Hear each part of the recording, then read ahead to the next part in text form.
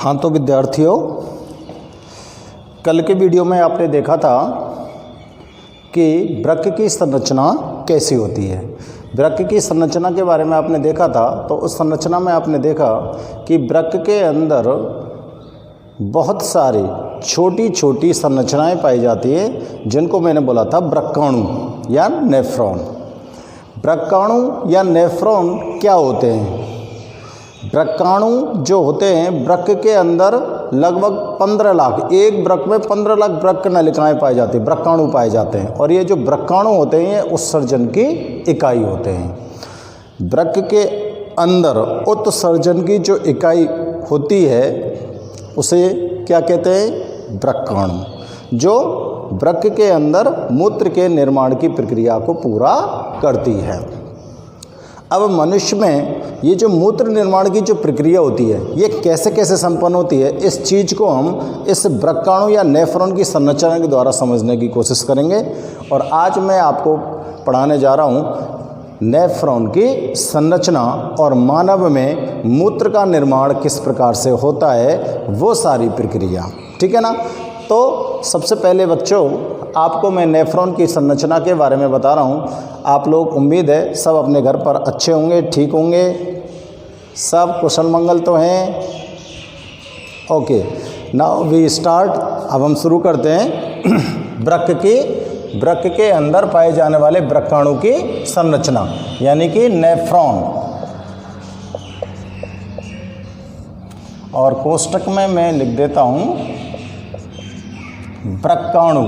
ठीक है, दोनों में से कोई सा भी नाम हो सकता है, नेफ्रॉन भी हो सकता है और वृक्काणु भी हो सकता है कि संरचना।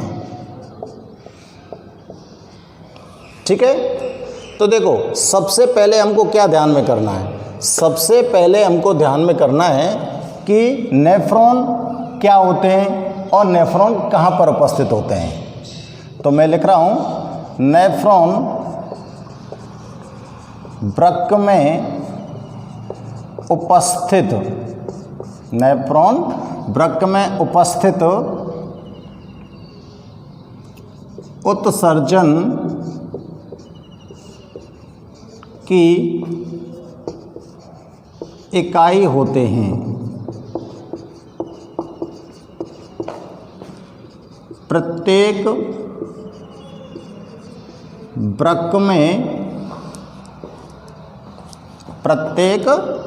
वृक्क में इनकी संख्या लगभग 15 लाख होती है। लगभग 15 लाख वृक्काणु प्रत्येक वृक्क के अंदर उपस्थित होते हैं। ठीक है ना? 15 लाख होती है। अब आपको पता पड़ गया वृक्क में उपस्थित होते हैं और इनको क्या कह सकते हैं हम? उत्सर्जन की इकाई कह सकते हैं। नेफ्रॉन के प्रमुख भाग निम्न हैं। नेफ्रॉन को कितने भागों में बांटा गया है, इसका चित्र भी बना के देखेंगे हम। तो सबसे पहले हम नेफ्रॉन का जो पहला भाग है उसको बोलते हैं हम बोमन संपुट। नेफ्रॉन का जो पहला भाग है उसको क्या बोलेंगे बच्चों? हम बोमन संपुट। ये जो बोमन संपुट होता है, ये बोमन संपुट जो होता है वो नेफ्रॉन का सबसे ऊपरी भाग होता है। तो यहाँ पे लिखेंगे नेफ्रॉन के ऊपरी भाग में पाई जाने वाली कप के आकार, कप कह दो चाहे प्याला कह दो, प्याले के आकार की कह सकते हैं, कप के आकार की रचना को बोमन संपुट बोमन संपुट कहते हैं। नेफ्रॉन का जो ऊपरी भाग है उसमें पाए जाने वाले कप के आकार की जो संरचना होती है उसको क्या बोलेंगे हम? बोमन संपुट बोलेंगे।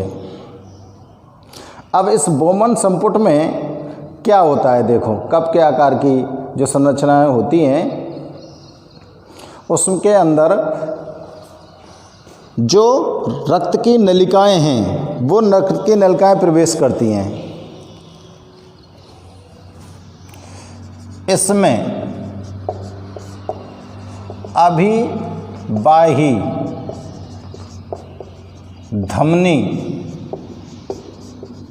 धमनियों की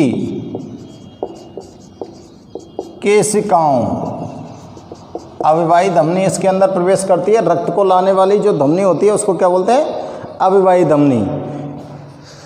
अभिवाही धमनी की जो कोशिकाएं होती हैं, कोशिकाएं जो होती हैं, कोशिकाओं का एक गुच्छासो, कोशिकाओं का एक गुच्छ या गुच्छा कह दो, चलो गुच्छा लिख दो, कोशिकाओं का एक गुच्छा पाया जाता है जिसे क्या बोलेंगे? ग्लोमेरुलस, जिसको क्या बोलेंगे? ग्लोमेरुलस। हिंदी में या को नाम ऐसा है कोशिका गुच्छ, हिंदी में इसका नाम दूसरा क्या हो सकता है? कोशिका गुच्छ। तो बोमन संपुट के अंदर अभिवाही धमनियों की कोशिकाओं का एक गुच्छा पाया जाता है जिसे ग्लोमेरुलस या कोशिका गुच्छ कहते हैं। ठीक है, ध्यान से देखो प्रत्येक लाइन को और ध्यान से देखकर उसे चेक करके ढंग से हमको ध्यान में रखना है। अब देखो ग्लोमेरुलस जो होता है उसका एक सिरा, तो जो ग्लोमेरुलस है बोमन संपुट के अंदर, ग्लोमेरुलस का एक सिरा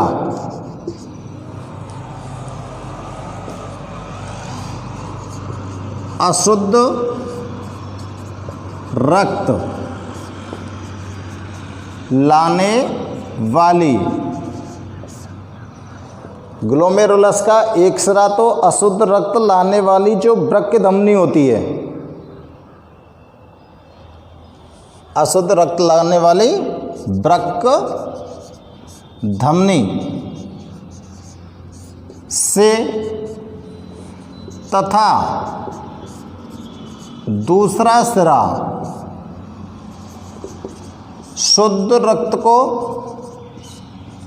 यहाँ से, कहाँ थे? ग्लोमेरुलस से, यहाँ से बाहर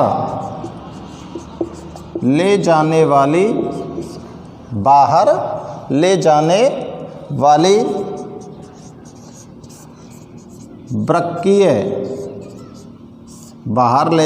वृक्कीय सिरा से जुड़ा होता है। अब देखो ध्यान से चेक करो, जो बोमन संपुट है उस बोमन संपुट के अंदर अभिवाही जो धमनियाँ होती हैं जो रक्त को लेकर उसमें प्रवेश करती हैं, रक्त को लेकर बोमन संपुट के अंदर डालती हैं। वो अभिवाही धमनियाँ उस बोमन संपुट में जब प्रवेश कर जाएंगी तो उसकी जो कोशिकाएं होती हैं, अभिवाही धमनी की जो कोशिकाएं होती हैं वो एक गुच्छा सा बना लेती हैं उसके अंदर, जिसको क्या बोलेंगे? कोशिका गुच्छ या ग्लोमेरुलस।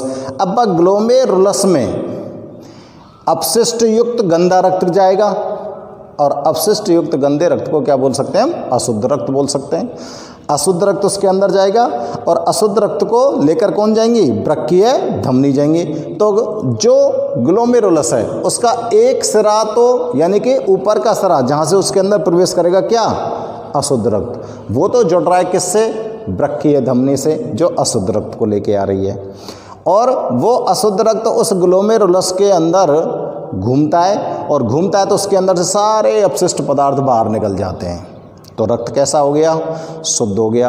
अब इस शुद्ध रक्त को यहाँ से ले जाने के लिए भी एक नली चाहिए जो वापस आपके शरीर के परिसंचरण तंत्र में डाल देगी। तो अब यहाँ से वृक्कीय शिरा इस शुद्ध रक्त को इकट्ठा करती है और आपके सीधे परिसंचरण तंत्र में दोबारा से डाल देती है। समझ में आ रही बात? ग्लोमेरुलस के का जो सिरा होता है, एक सिरा वो तो वृक्कीय धमनी से जुड़ा है जो अशुद्ध रक्त को लाने वाली है, और इसका दूसरा सिरा वृक्कीय सिरा से जुड़ा हुआ है जो शुद्ध रक्त को इसके अंदर से बाहर ले जाकर आपके शरीर का जो परिसंचरण तंत्र है उसके अंदर डालने वाली है। समझ आ रही है ना बात? ठीक है ना? ध्यान से सुनना है इसको और पढ़ के देखना है। आगे देखते हैं हम।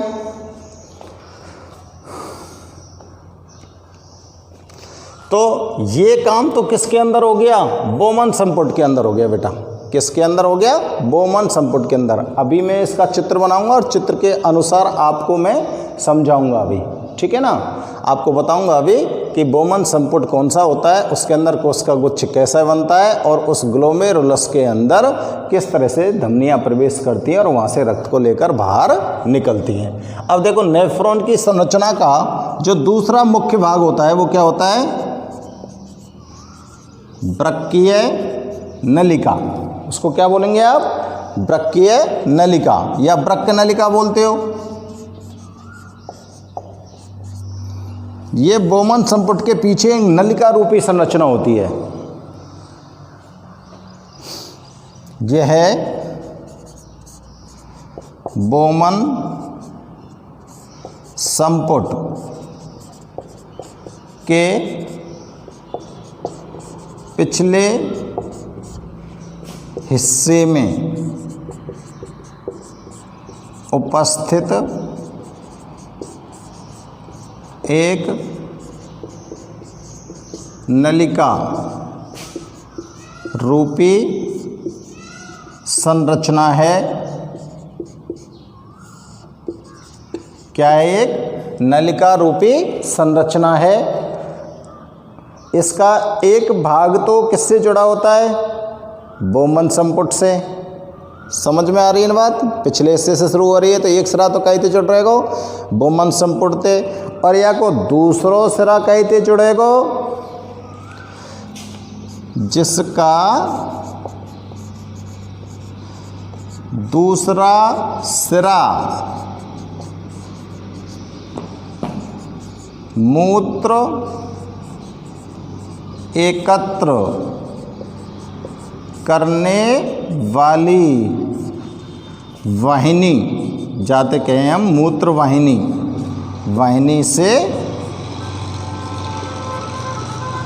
जुड़ा होता है। वाहिनी से जुड़ा होता है, ठीक है ना? समझ में आ रही है ना बात? वृक्क जो नलिका होती है उसका एक सिरा तो किससे जुड़ रहा है? बोमन संपुट से, और दूसरा सिरा किससे जुड़ रहा है? मूत्र इकट्ठा करने वाली मूत्र वाहिनी से। अब देखो, इसके मध्य में, वृक्क नलिका के मध्य में, इसके मध्य में एक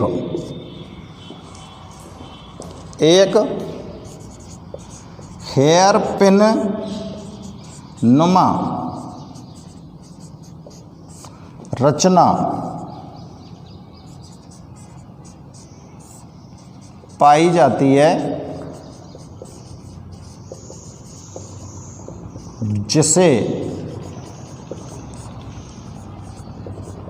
जिसे क्या बोलेंगे? Henle loop. जिसे क्या बोलेंगे हम? हेनले लूप कहते हैं। हेयर पिन का मतलब बालों के अंदर जो पिन लगाते हैं ना, कैसी होती है वो? इस तरह से यू शेप में, इस तरह से यू शेप में होती है ना हेयर पिन। ऐसी हेयर पिन जैसी एक संरचना पाई जाती है जिसको क्या बोलेंगे? Henle loop. ये एक वैज्ञानिक के नाम के आधार पर है। वैज्ञानिक था हेनले नाम का, उसने इस स्ट्रक्चर को, इस संरचना को पता लगाया तो उसके नाम पर इसको क्या बोल दिया गया? हेनले लूप, ठीक है ना? तो ये वृक्क की संरचना के प्रमुख भागों का वर्णन मैंने यहाँ पर किया है, और ज़्यादा बड़ी संरचना नहीं है। छोटी सी संरचना है। और ये आपके नेफ्रॉन की संरचना के बारे में 4-5 लाइनों के द्वारा ही हमने पूरी की पूरी चीज़ इसमें एक्सप्लेन कर दी है। तो आप लोग यहाँ इसको ध्यान से चेक करो। अब यहाँ पर मैं थोड़े से कुछ और चीज़ें बता देता हूँ। यहाँ पे लिख देता हूँ मैं, हमारे वृक्क में, हमारा जो वृक्क होता है उसके अंदर कितना रक्त शुद्ध हो जाता है। हमारे वृक्क में लगभग 1000 से 1200 मिलीलीटर रक्त प्रति मिनट निस्पंदित को मतलब छन जाए, यानी कि शुद्ध हो जाता है, निस्पंदित हो जाता है। अब बताओ 1 मिनट में 1 लीटर रक्त को ये छान देती हैं, तो इसका मतलब वृक्क के अंदर ये छानने वाली जो संरचनाएं हैं, यानी कि कौन है, नेफ्रॉन, ये बहुत अधिक संख्या में होनी चाहिए। तो इसलिए मैंने आपको लिखवाया था ना क्या, कि एक वृक्क में लगभग कितनी होती हैं, 15 लाख होती हैं, ठीक है ना। और इसी के कारण ये वृक्क जो होता है इतना रक्त प्रति मिनट शुद्ध कर देता है आपका, ठीक है ना। तो ये ध्यान से चेक करके लिखो बेटा इसको। नेफ्रॉन की संरचना को हमें ध्यान से लिखना है और इसको समझने की कोशिश करो। नेफ्रॉन कहाँ पर उपस्थित होगा, वृक्क के अंदर होगा। नेफ्रॉन कहाँ पर उपस्थित होगा, वृक्क के अंदर होगा। और वृक्क के अंदर पाई जाने वाली ये जो संरचना है इसको क्या बोलोगे आप, क्या बोलेंगे बताओ, उत्सर्जन की इकाई कहेंगे। और उत्सर्जन की जो ये इकाइयाँ हैं ये प्रत्येक वृक्क में कितनी उपस्थित होती हैं, लगभग 15 लाख उपस्थित होती हैं। तो यहाँ पर आपको वृक्क की नेफ्रॉन की संरचना के प्रमुख भागों का वर्णन किया गया है कि नेफ्रॉन की संरचना में जो मुख्य मुख्य भाग होते हैं वो कौन से होते हैं। सबसे पहला भाग कौन सा है, बोमन संपुट। बोमन संपुट क्या होता है, ये जो आपका नेफ्रॉन होता है इसके ऊपरी भाग में पाई जाने वाली कप के आकार की, यानी कि प्याले नुमा संरचना होती है। जैसे कटोरी होती है ना, कटोरी का प्याला कह सकते हो, कटोरी कह सकते हो, ऐसे आकार की कटोरी जैसी संरचना आगे की तरफ होती है। और इस तरह से ये कटोरी नुमा संरचना लगी होती है। और या बोमन संपुट के जस्ट पीछे यहीं, जैसे मेरा हाथ में ये दिख रहा है आपको, ये क्या वृक्क नलिकाएं जुड़ी होती हैं इसके जस्ट पीछे, जो गुड़ू मुड़ू यानी कि इस तरह से ऊपर नीचे होती हुई संरचनाएँ आपको उसमें दिखाई देंगी, जैसे कि मैं चित्र में आपको अभी बताने वाला हूँ। तो इसमें जो प्रवेश करने वाली अशुद्ध रक्त को लेकर जो जाने वाली जो धमनी है उसको क्या बोलते हैं हम, अविवाही धमनी। इसके अंदर रक्त को लेकर जाने वाली धमनी कौन सी है, अविवाही धमनी। इसका नाम ध्यान रखना है हमको अच्छी तरह से, अविवाही धमनी। ये अविवाही धमनी उस बोमन संपुट में जब प्रवेश कर जाती है तो ये छोटी छोटी कोशिकाओं में विभक्त हो जाती है। कैसी कोशिकाओं में विभक्त हो जाती है, छोटी छोटी कोशिकाओं में। कोशिका कह सकते हैं, केशिका कह सकते हैं। ये छोटी छोटी केशिकाओं का रक्त जो केशिकाएं होती हैं उनका एक जाल इसके अंदर बन जाता है, जिसको क्या बोलते हैं हम, कोशिका गुच्छ। ये गुच्छा सा जो बनता है कोशिका गुच्छ या ग्लोमेरुलस। तो ग्लोमेरुलस कहाँ पर पाया जाएगा, बोमन संपुट के अंदर पाया जाएगा। अब ग्लोमेरुलस का जो एक सिरा होता है, यानी कि जो ग्लोमेरुलस है वो खुद क्या है, रक्त केशिकाओं का एक जाल है। रक्त की जो छोटी छोटी नलियाँ होती हैं उनका एक जाल है, एक गुच्छा है। तो बाको एक हिस्सा तो ऊपर जुड़े रहेगो अशुद्ध रक्त लावे वाली वृक्क धमनी थे, और दूसरे हिस्सा जुड़े रहेगो शुद्ध रक्त ले जावे वाली वृक्कीय सिरा थे। ये बात हमने ध्यान में रखनी है। और इसका नेफ्रॉन का दूसरा भाग क्या होता है, वृक्कीय नलिका। बोमन संपुट के पिछले हिस्से से शुरू होती है। ये पिछले हिस्से में बोमन संपुट का जो पिछला हिस्सा होता है वहाँ से नलिका रूपी संरचना है, ये शुरू होती है। और इसका दूसरा जो सिरा होता है वो किससे जाके जुड़ जाता है, मूत्र इकट्ठा करने वाली वाहिनी से जुड़ जाता है। इसके बीच में एक हेयर पिन नुमा संरचना पाई जाती है, जिसको क्या बोलोगे आप, हेनले लूप कहते हैं। और आपका जो वृक्क होता है वो लगभग 1 मिनट में 1000 से 1200 ml रक्त को साफ कर देता है, ठीक है ना। तो ये वृक्क की संरचना हो गई। और इस वृक्क की संरचना को नोट करेंगे। नोट करने के बाद अब हम वृक्काणु की संरचना हो गई, वृक्काणु की संरचना का नामांकित चित्र बनाते हैं। ठीक है ना।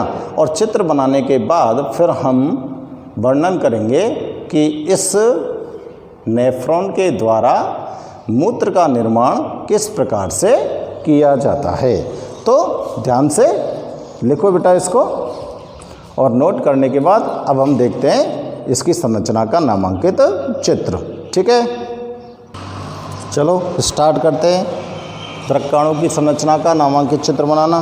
ध्यान से चेक करो, देखो इस तरह से सबसे पहले प्याले नुमा संरचना बनाइए।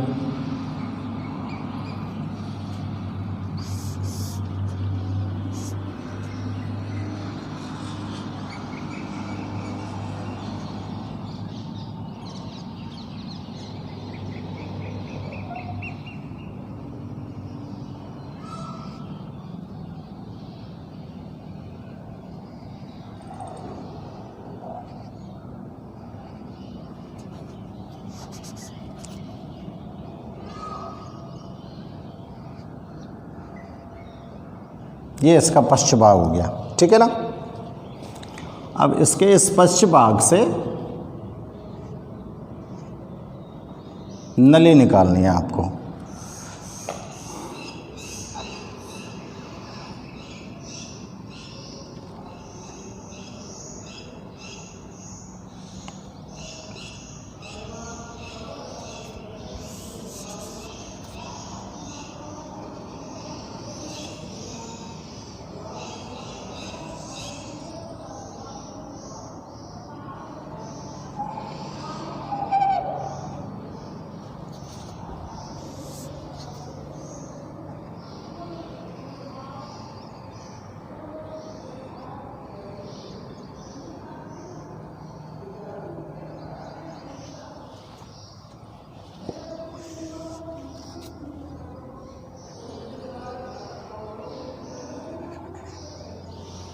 बनाने की कोशिश करो मेरे साथ साथ, यहाँ तक बनाओ।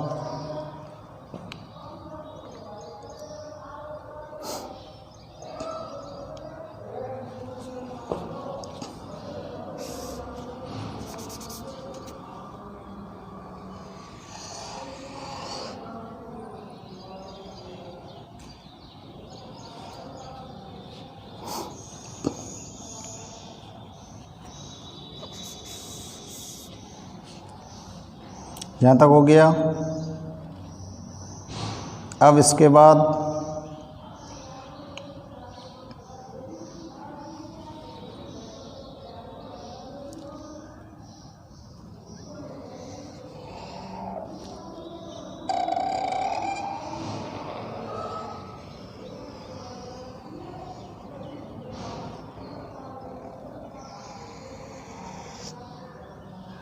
देखो कैसे बनाई है मैंने, बनाओ ध्यान से चेक करके।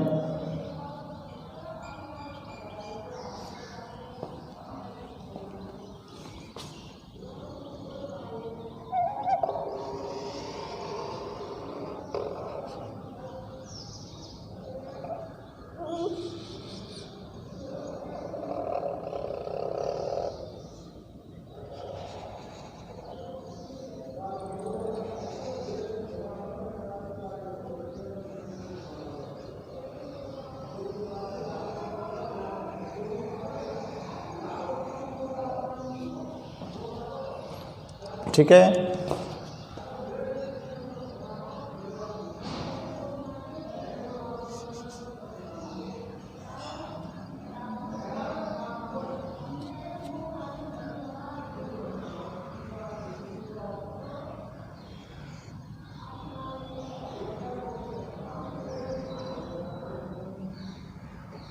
ध्यान से नलिकाकार संरचना है, इसलिए इनको थोड़ा गौर से देखो। ठीक है, अब यहाँ पर आपको हेयर पिन नुमा स्ट्रक्चर बनानी है।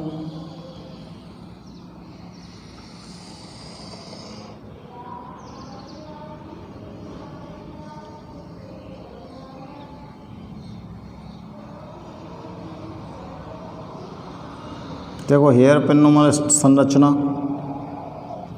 ठीक है।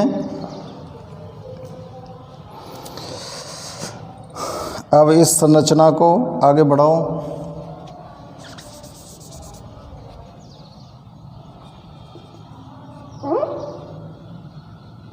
ये थोड़ी सी पतली बनानी है।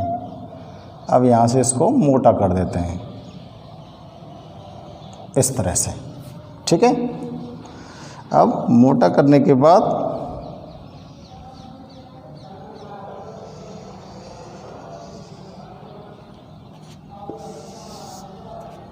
घुमाव देना है यहाँ पर एक, और घुमाव देने के पश्चात आपको जस्ट ऊपर की तरफ ले जाना है इसको।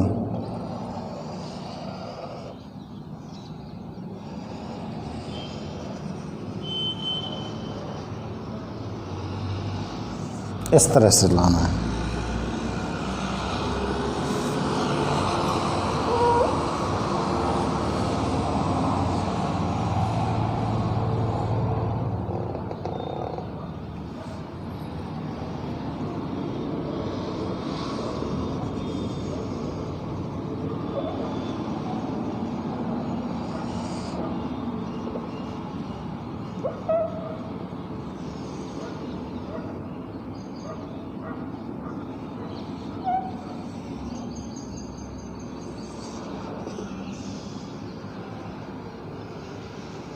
इस तरह से लाने हैं आपको, ठीक है। अब इसके बाद इसको आपको जोड़ना है उस वाहिनी के अंदर।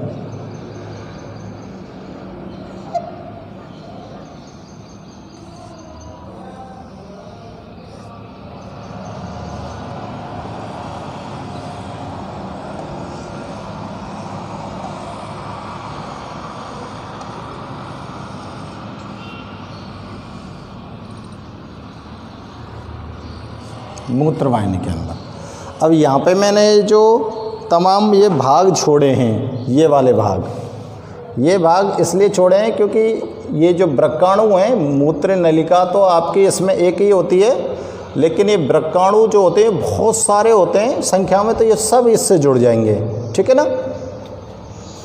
तो ये आपके वृक्काणु की संरचना का निर्माण हो रहा है। अब देखो मैं आगे इस तरफ फिर से बनाता हूँ। यहाँ पे आओ दोबारा से इसके फेस पर,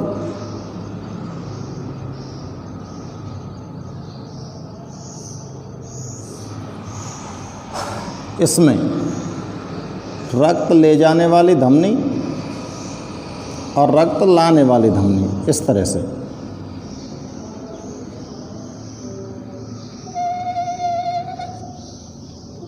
ठीक है। अब ये अंदर जाके महीन रक्त केशिकाओं का इस तरह से जाल बना देगी।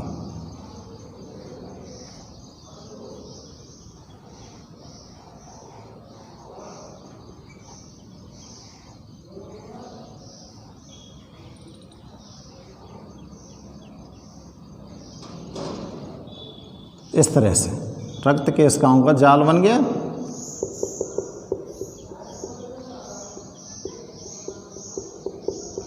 इस रक्त केशिकाओं का जो यहाँ पर छोटा सा ये जाल दिख रहा है आपको, इसको ही बेटा क्या बोलेंगे हम?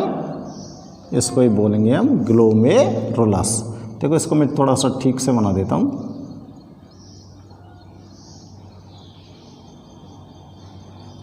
ठीक है, तो ये संरचना बनकर तैयार हो गई आपके लिए। अब मैं इसका नामांकन करता हूँ। तो देखो ये जो कप के आकार की संरचना है, इसको तो हम क्या बोलेंगे बताओ? बोमन संपुट। इसको क्या बोल रहे हैं हम? बोमन संपुट। ठीक है। और भीतर ये जो खून की नलियां हैं, ये छोटी छोटी नलियों में बट गई हैं, और खून की नलियां छोटी छोटी नलियों में बटकर ये जो गुच्छा सा बनाया है, उसको क्या बोलेंगे? ग्लोमेरुलस। क्या बोलेंगे उसको? ग्लोमेरुलस। ठीक है, ये ग्लोमेरुलस हो गया। इसके अंदर की जो संरचना है, ये अंदर की जो संरचना है वो क्या कहलाई? ग्लोमेरुलस। ठीक है ना। अब देखो ये तो रक्त ले जाने वाली धमनी हो गई और ये अंदर से रक्त लाने वाली धमनी हो गई। तो रक्त ले जाने वाली धमनी को हम क्या बोलेंगे? रक्त ले जाने वाली धमनी को वाल क्या बोला था? बताओ। अविवाही धमनी। ठीक है ना। और इसको आप बोल सकते हैं अपवाही धमनी। ठीक है। अब ग्लोमेरुलस के जस्ट पीछे से स्टार्ट हो रहा है ये भाग, ग्लोमेरुलस के तुरंत पीछे से स्टार्ट हो रहा है ये भाग। इसको क्या बोलोगे बताओ? ब्रक्कनलिका। अब ये जो ब्रक्कनलिका होती है, इस ब्रक्कनलिका का ये वाला जो भाग है, ये वाला भाग, ये कहलाता है समीपस्थ कुंडलित नलिका। क्यों कहलाएगा बताओ? क्योंकि ये नेफ्रॉन में की संरचना में ये बोमन संपुट के समीप स्थित होता है। अब देखो ये वाला भाग जो ब्रक्कनलिका का है, ये क्या कहलाएगा? ये थोड़ा सा दूर है, इसलिए इसको क्या बोलोगे? दूरस्थ कुंडलित नलिका। ठीक है। और ये आ गई हेयर पिन नुमा संरचना। इसको क्या बोलोगे बताओ? Henle loop. क्या बोलोगे इसको? Henle loop. अब ये ब्रक्कनलिका काय में जाके जुड़ गई? मैंने अभी बताया था ना, मूत्र वाहिनी। किस में जाके जुड़ गई? मूत्र वाहिनी में। अब यहाँ पर जाके मूत्र इकट्ठा होगा और यहाँ से कहाँ पहुँचेगा बताओ? मूत्राशय को। यहाँ से कहाँ पहुँचेगा? मूत्राशय को। ठीक है। तो ये हो गई आपके नेफ्रॉन की संरचना। ध्यान से देखो चित्र को, और मैंने इसका नामांकन भी किया है, तो गौर से देखना है हमको और चित्र को बनाना भी है। ठीक है ना।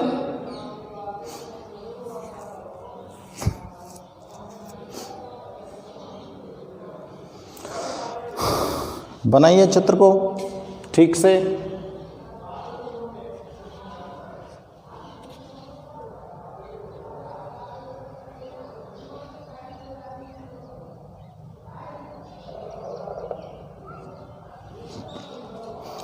अब हम चित्र को बनाने के बाद नेफ्रॉन की जो संरचना है, उसके नेफ्रॉन की संरचना के अंदर मूत्र का निर्माण किस प्रकार से होता है, इस चीज़ को यहाँ पर अब हम पढ़ने वाले हैं। नेफ्रॉन की संरचना में मूत्र का निर्माण किस प्रकार से होता है, इसकी संरचना, इसकी कार्यविधि को हम पढ़ने वाले हैं। तो उसको लिखेंगे कैसे हम? नेफ्रॉन की संरचना हो गई ना, यहाँ पे हेडिंग डाल देंगे, मानव में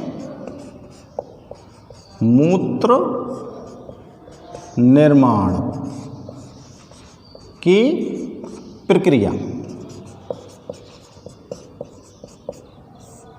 मनुष्य के अंदर मूत्र का निर्माण किस प्रकार से होता है, उसकी प्रक्रिया। ठीक है ना। अब मूत्र निर्माण की प्रक्रिया में तुम लोगों को ये चित्र बनाना है, कहीं ऐसा मत सोच लेना कि नेफ्रॉन की संरचना में ही चित्र बनाना है हमको। अगर आपको प्रश्न में पूछी जाती है कि नेफ्रॉन की संरचना का नामांकित चित्र बनाकर वर्णन करो, तो आपको चित्र बना देना है और संरचना के 2 बिंदु जो मैंने लिखे थे वो आपको नोट कर देने हैं। यदि आपके सामने प्रश्न ये आता है कि मनुष्य में मूत्र निर्माण की प्रक्रिया का सचित्र वर्णन करो, तो आपको ये चित्र बनाना है मूत्र निर्माण की प्रक्रिया में, और इस चित्र के साथ साथ आपको अभी मैं जो मूत्र निर्माण की प्रक्रिया बताने वाला हूँ वो नोट करनी है। ठीक है ना। तो ये इस चीज़ का हमको विशेष ख्याल रखना है कहीं ऐसा ना हो कि आप कोई चीज़ आपसे कोई चीज़ छूट जाए।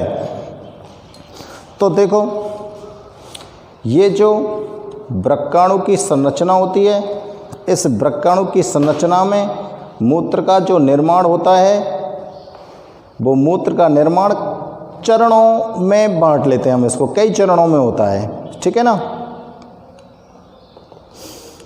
तो देखो कैसे होता है। मानव में स्टार्ट कर रहे हैं अब हम, मूत्र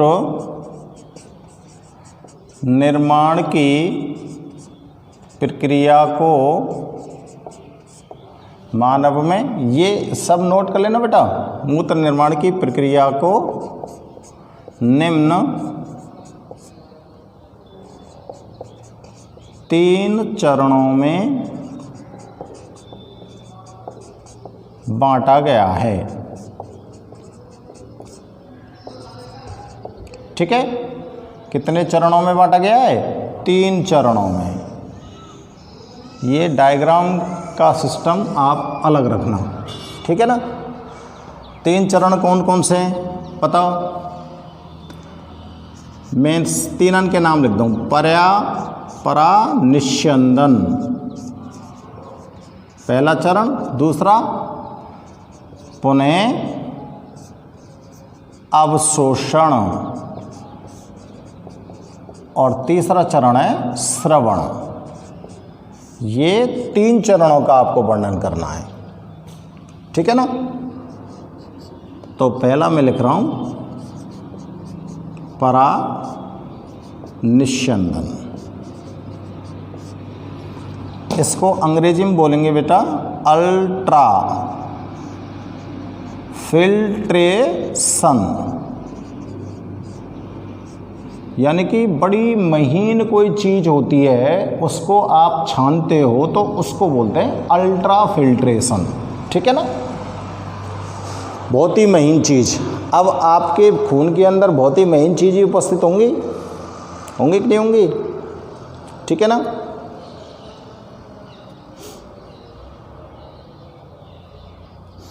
करें शुरू परानिस्यंदन। अब देखो, नेफ्रॉन की संरचना का बोमन संपुट वाला भाग देखिए आप लोग ध्यान से। बोमन संपुट वाला जो भाग है, उस बोमन संपुट वाले भाग में अविवाही धमनी प्रवेश कर रही है। और अववाही धमनी जो है मैंने थोड़ी सी मोटी बनाई है और अपवाही धमनी को मैंने थोड़ा सा छोटा बनाया है, ठीक है ना। तो ये तो रक्त लाने वाली है और ये रक्त ले जाने वाली है। तीर के चिन्ह से आपको पता चल रहा होगा।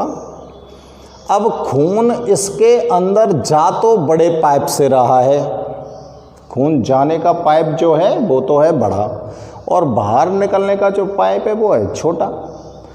तो ज़्यादा रक्त किसके अंदर पहुंच रहा है? बोमन संपुट के अंदर, यानी कि ग्लोमेरुलस के अंदर, और बाहर कम निकल रहा है।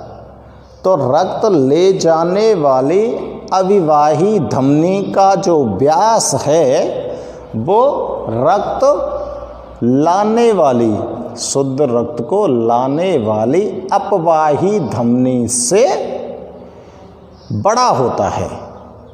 अविवाही का बड़ा है, अपवाही का छोटा है, जिसके कारण अधिक रक्त प्रवेश कर गया।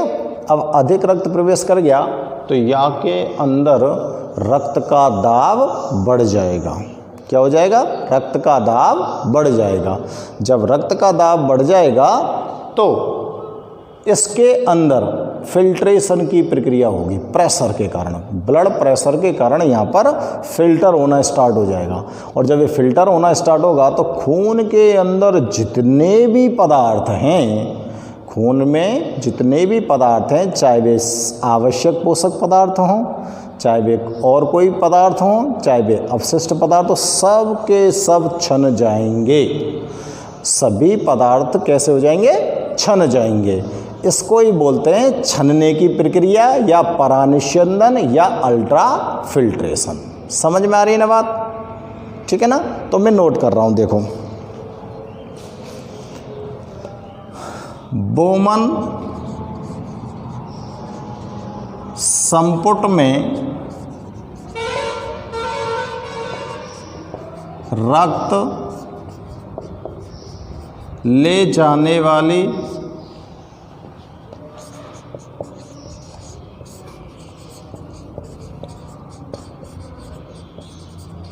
अविवाही धमनी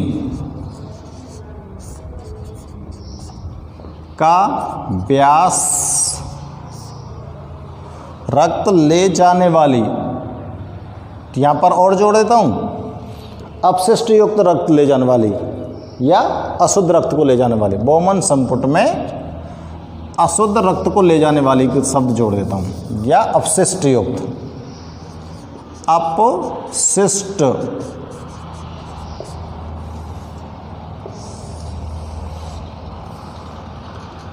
युक्त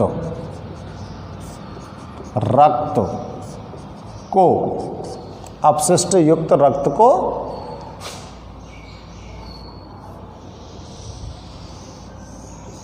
ले जाने वाली, बोमन संपुट में अपशिष्ट युक्त रक्त को ले जाने वाली, ले जाने वाली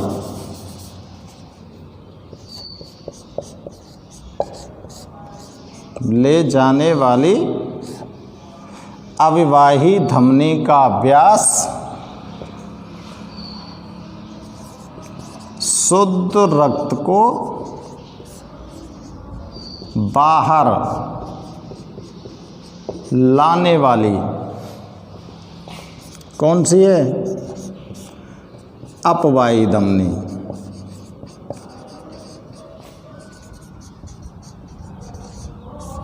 से बड़ा होता है। बात समझ में आ रही है कि ना आ रही?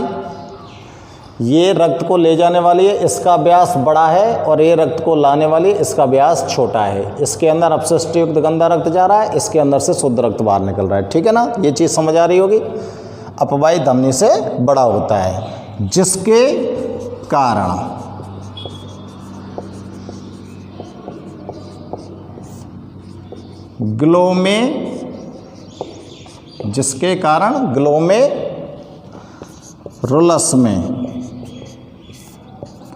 ग्लोमेरुलस में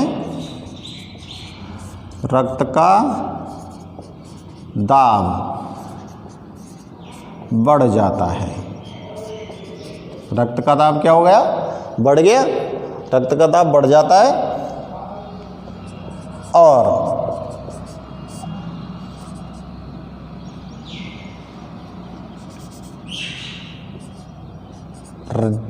नहीं, और नहीं, जिससे लिखो, जिसके कारण, जिससे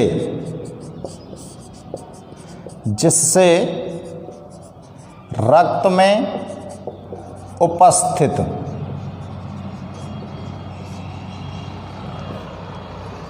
पदार्थ, जैसे कौन कौन से पदार्थ है? जैसे बताओ, ग्लूकोज, अमीनो अम्ल,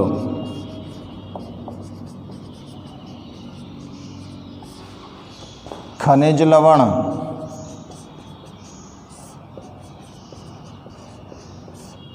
यूरिया, जल आदि निस्यंदित होकर, निस्यंदित का मतलब छन कर, निस्यंदित होकर कहाँ जाएगा? बोमन संपुट में आ जाता है। कहाँ आ गो? बोमन संपुट में। चित्र पे ध्यान दो, खून यहाँ में आ गो, इसके अंदर ये ग्लोमेरुलस है, ग्लोमेरुलस में रक्त का दाब बढ़ गया, रक्त का दाब बढ़ गया तो अब इसके अंदर परानिस्यंदन की क्रिया हुई। परानिस्यंदन की क्रिया हुई तो देखो, इसके अंदर से जितने भी पदार्थ मैंने यहाँ पे लिखे हैं, ग्लूकोज, अमीनो अम्ल, खनिज लवण, यूरिया, जल, ये सब छन के कहाँ जाएंगे? देखो यहाँ या जगह पे आ जाएंगे। और ये वाला स्थान का ही को है? ग्लोमेरुलस का, बोमन संपुट का। यहाँ जाएंगे तो ये लगातार छनतो रहेगा और ये बोमन संपुट ये भरतो रहेगा और यहाँ ते ये कहाँ चले जाएगा, आगे बढ़ेगा वृक्क नलिका में। समझ में आ रही है ना बात? ध्यान से चेक करो, समझ में आ रही होगी बात।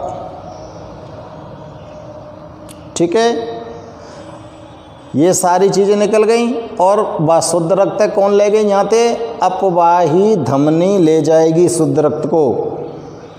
ठीक है ना। अब हम अगला स्टेप देखते हैं।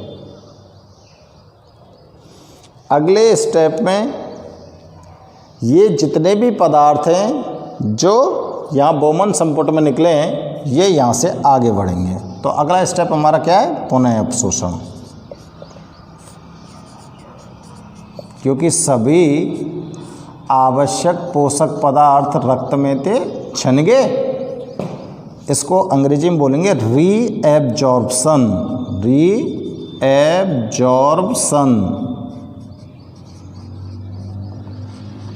ठीक है। अब यहाँ पर रीअब्जॉर्प्शन के लिए आप लोगों को ध्यान में रखना है क्या, कि जितने भी पदार्थ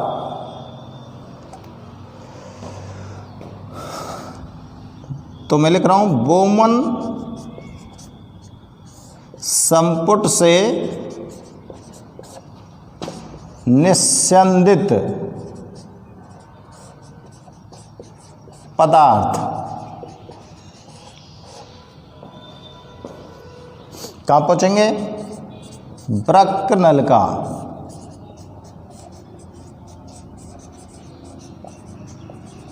में पहुँचते हैं। ये वृक्क नलिका काहे की बनी होती है? जो घनाकार उपकला कोशिकाओं से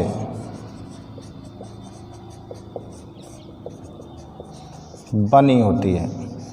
घनाकार उपकला कोशिकाओं से बनी होती है। अब यहाँ हम पहुँच गए कहीं में? वृक्क नलिका में। वृक्क नलिका में पहुँचते हैं जहाँ आवश्यक पोषक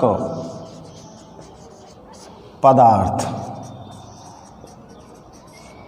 जैसे कौन कौन से हैं आवश्यक पोषक पदार्थ?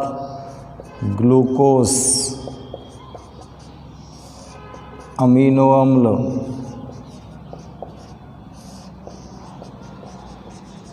और कौन है? खनिज लवण,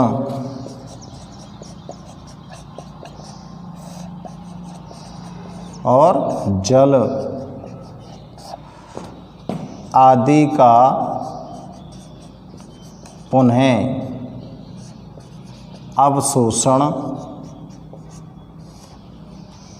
आदि का पुनः अवशोषण कर लिया जाता है। किसके द्वारा कर लिया जाता है? वृक्क नलिका द्वारा।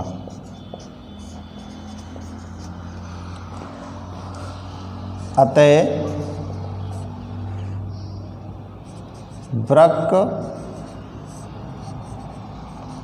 नलिका द्वारा यूरिया को छोड़कर,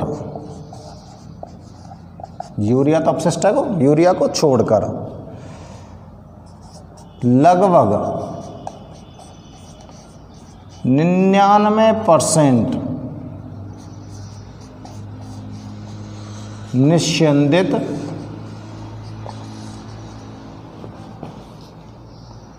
पदार्थों का अवशोषण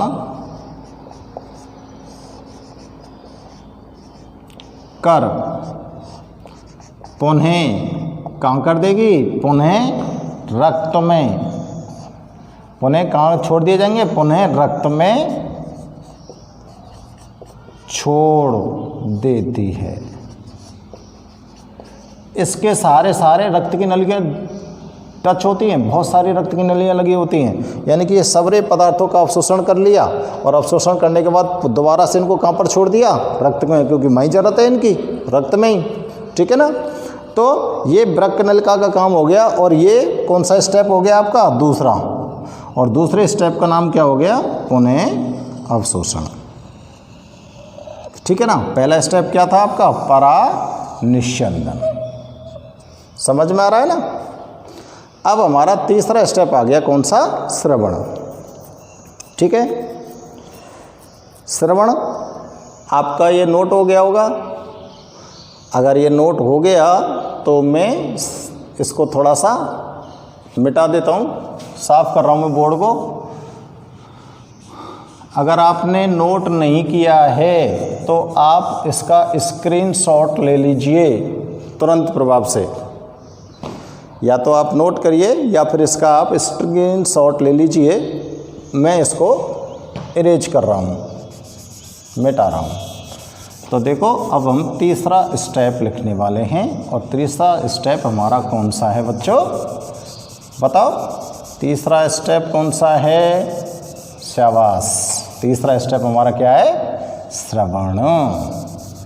तो इस श्रवण को मैं लिख रहा हूँ, देखो यहाँ तक मैंने इसको साफ कर दिया, जरूरत पड़ेगी तो और आगे साफ कर लूँगा। तीसरा स्टेप श्रवण, सीक्रेशन, ठीक है। अब साहब, अब जो निस्यंदित पदार्थ आपके बचे हैं, शेष जो अपशिष्ट पदार्थ बचे हैं, वो केवल आपके इस वृक्क नलिका में क्या बचा हुआ है, यूरिया बचा हुआ है। केवल क्या बचा हुआ है बच्चों, यूरिया बचा हुआ है। अब इस यूरिया को वृक्क नलिका में से आगे भेजा जाएगा। तो यहाँ पर लिखेंगे पुनः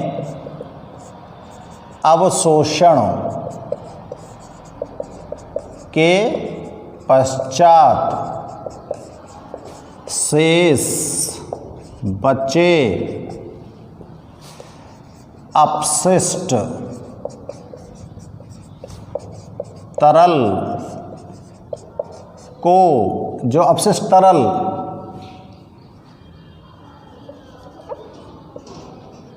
अपशिष्ट, चलो अपशिष्ट यूरिया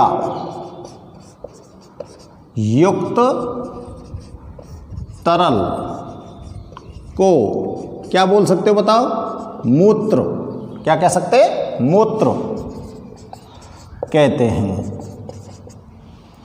अब यहाँ पर श्रवण का काम क्या होगा, अगर ये मूत्र गाढ़ा हो गया है तो इसके अंदर थोड़ा बहुत जल डाल दिया जाएगा, और अन्यथा देखो यहाँ पर पहुँच चुका है अब ये दूरस्थ कुंडलित नलिका के पास। अब यहाँ पर क्या है कि बाई चांस रक्त के अंदर और कोई अपशिष्ट पदार्थ शेष बचे हैं, तो वे रक्त की जो नलिका है वो डायरेक्ट अपने अपशिष्ट पदार्थ को कहाँ पर डाल देंगे, इस वृक्क नलिका में। वृक्क नलिका में रक्त वाहिकाओं द्वारा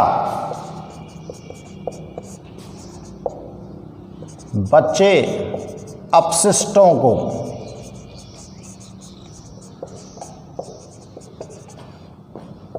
सीधे डाल दिया जाता है,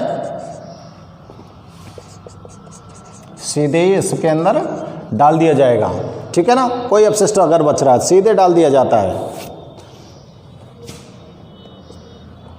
और यदि मूत्र कैसा हो जाता है, गाढ़ा है, तो उसमें थोड़ा बहुत जल स्रवित कर दिया जाता है, कर दिया जाता है, ठीक है। जल स्रवित कर दिया। अब भाई साहब आपका जो ये अपशिष्ट युक्त जो पदार्थ है ये मूत्र हो गया। अब आपका मूत्र, ये मूत्र के यहाँ तक मूत्र तो निर्माण हो गया मूत्र का। तो अब देखो यहाँ से आगे कैसे चलते हैं, यहाँ से मिटा देता हूँ मैं, ठीक है ना।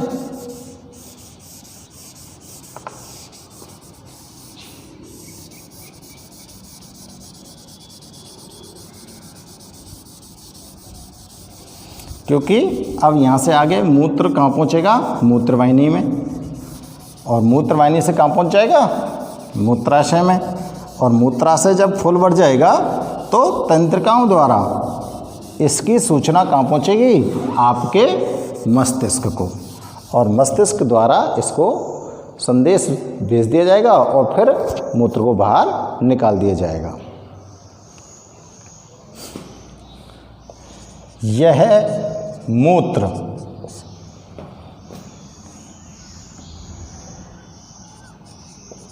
मूत्रवाहिनी में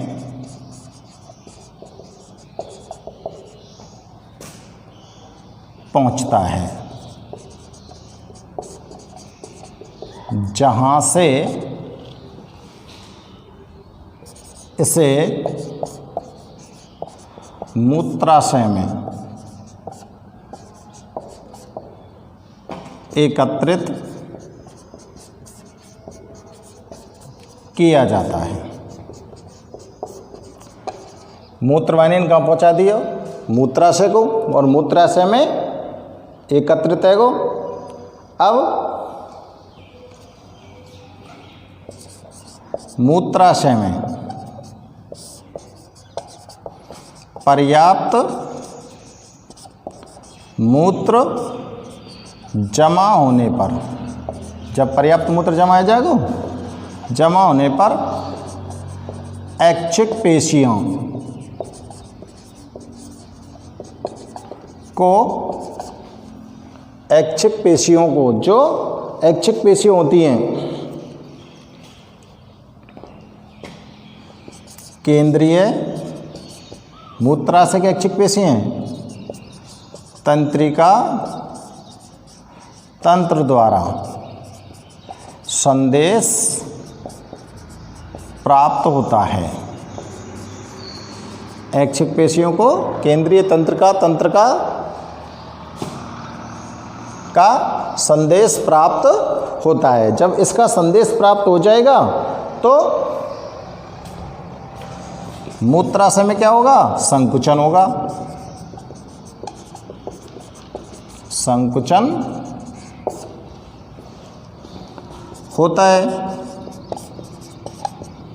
मूत्राशय के अंदर क्या होता है, संकुचन होता है, और मूत्राशय में जब संकुचन होगा तो आप मूत्र को बाहर उत्सर्जित कर देंगे।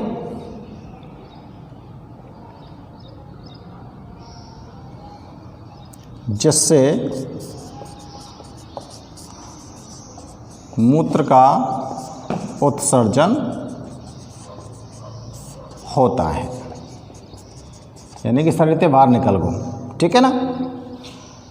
अब मूत्र के उत्सर्जन में जो तंत्रिकाएं भाग लेती हैं उनको क्या बोलते हैं, मूत्रण प्रतिवर्त। मूत्रण की जो प्रक्रिया होती है उसे संपन्न करने वाली जो तंत्रिकाएं होती हैं उनको क्या बोलते हैं, मूत्रण की जो प्रक्रिया है, मूत्रण की क्रिया को संपन्न करने वाली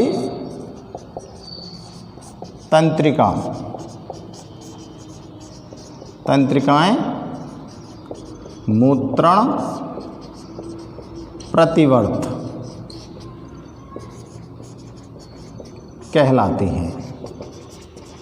ये बेटा हो गया आपके मूत्र निर्माण की प्रक्रिया का वर्णन, ठीक है। यहाँ पे समाप्त हो गया, ये यहाँ का आकर ये समाप्त हो गया आपका आंसर मूत्र निर्माण की प्रक्रिया का, ठीक है ना।